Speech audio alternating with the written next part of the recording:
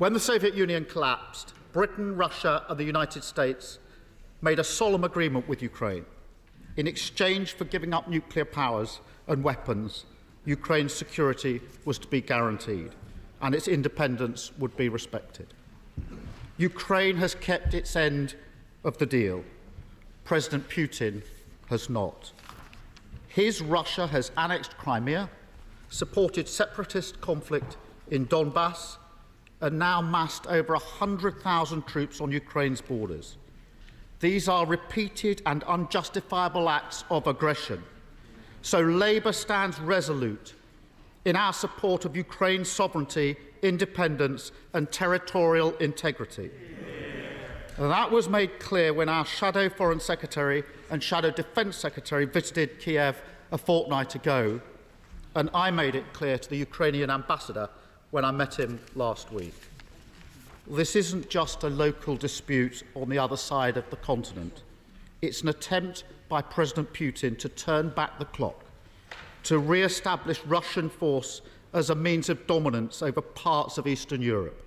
And it's a direct threat to the anti-imperialist principle that sovereign nations are free to choose their own allies and choose their own way of life.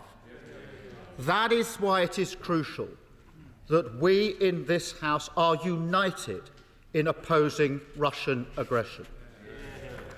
So let me be clear. The Labour Party supports the steps that the government has taken to bolster Ukraine's ability to defend itself. We support international efforts to deter Russia from further aggression and the vital diplomatic efforts to de-escalate the situation. Can the Prime Minister assure the House that during talks, the UK and our partners will be resolute in our defence of Ukraine's sovereignty and the security of our NATO allies? For too long, the implicit message to Moscow has been that President Putin can do what he likes and the West will do little to respond. We must now change course and show Russia that any further aggression will result in severe real-world consequences. For Britain and our allies, that will mean taking tough decisions. That won't be easy. Widespread and hard-hitting sanctions must include cutting Russia's access to the international financial system. Europe's over-reliance on Russian energy supplies is well documented, and it simply must be addressed.